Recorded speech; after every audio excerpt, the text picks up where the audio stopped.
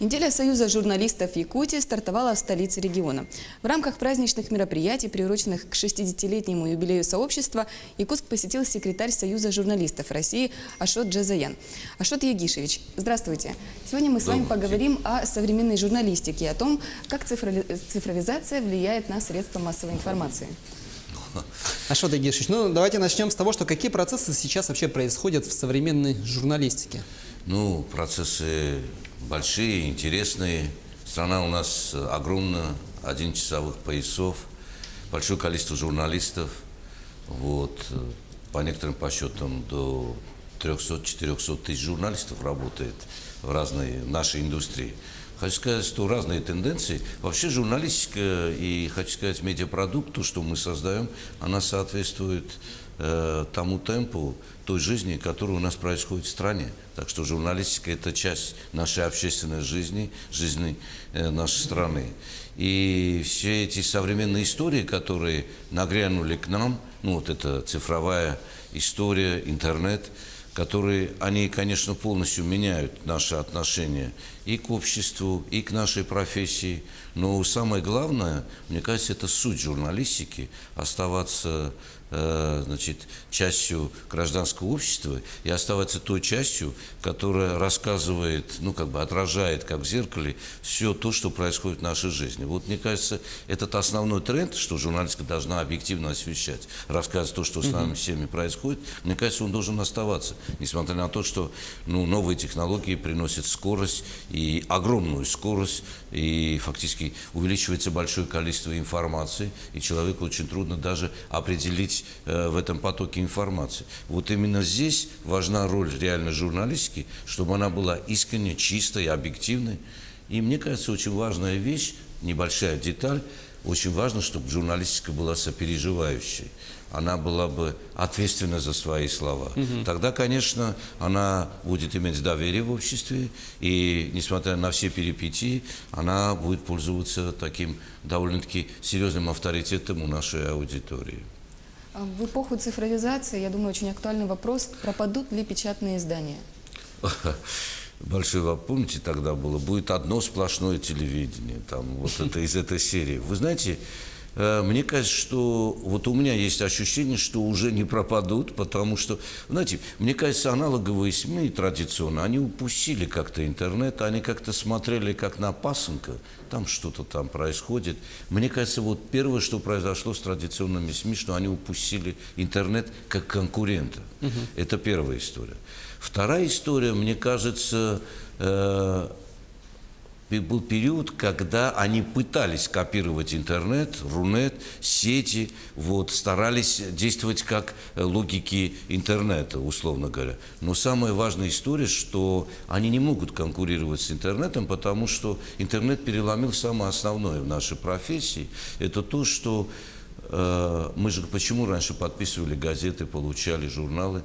Мы подписывались на них, потому что мы хотели получить новости. А сейчас получается, что новости бесплатно идут к нам. И первая, самая основная история связана с аналоговыми СМИ. То есть мы не можем конкурировать в этой части с интернетом, потому что он сразу доставляет нам новость прямо в постель с утра, не только на стол. То есть незачем покупать газету, условно говоря, чтобы прочитать эту новость. Поэтому здесь мы эту конкуренцию можем не выиграть, просто физически. И мне здесь кажется очень важная вещь, сейчас возвращаясь к журналистике, что как раз благодаря нашей профессии, соединяя ремесло, скорость наших действий, использование гаджетов, использование видео и все тому подобное, мы можем за счет нашей профессии, то есть создавать именно те работы, именно ту журналистику, которая требует газетная история или журнальная история. То есть я имею в виду публицистику, я имею в виду журналистское расследование, я имею в виду фельетоны, то есть вернуться к настоящей журналистике. Где, мне кажется, интернет и соцсети могут и не успеть за традиционной журналистикой. То есть вернуться еще раз в основу нашей профессии. Поэтому тогда традиционные СМИ могут оставаться и вполне спокойно конкурировать и работать. Ашот Ягишевич, как осветить жизнь республики в рамках всей страны? Ваш совет. Хороший вопрос. Мне кажется, самая важная история, чтобы не думать, что Конечно, у нас есть большие новости, там, встреча президента с какими-то большими лидерами, какие-то общие большие вопросы, заседания Госсовета. Но мне кажется, останавливаться нужно на том, что основные новости – это новости местные, главные новости. И уметь их подать, вот что самое интересное. И уметь их создать таким образом, чтобы, во-первых, они соответствовали факту, то есть это была реально объективная история, но, во-вторых, чтобы они были сделаны очень профессионально, очень интересно, чтобы всей аудитории нашей страны это было бы интересно. Вот, мне кажется, самая главная история. Если мы пойдем к человеку, вашей республике, который живет рядом, в вашем городе, который водит тут автобус, который лечит там людей, который учит в школе, который занимается спортом, да ваши братья-журналисты по цеху. Любую историю. Надо просто красиво увидеть это и интересно подать. Но самое важное, чтобы это была объективная история и сделана очень профессионально. Ну вот очень часто вы говорите о молодежи, да, о ее участии. Какова роль вот, молодежи в современной журналистике, вот, в подаче новостей? Вот? Новое поколение замечательное у нас. Я считаю, что не только молодежи. Вообще, мне кажется, в нашей профессии возраст не имеет никакого значения. Имеет только в том плане, что молодежь быстро владеет цифрой. И это у нее происходит естественно. И это замечательная история. Но в профессии нашей в возрасте как бы не имеет возраст значения. Мне кажется, в нашей профессии очень важно соответствовать профессии. Знаете, соответствовать тому, что ты должен быть в ответе за то, что ты пишешь, сообщаешь аудитории, чтобы ты понимал, что это должна быть правда. Это первая история. И вторая история, что эта правда должна иметь...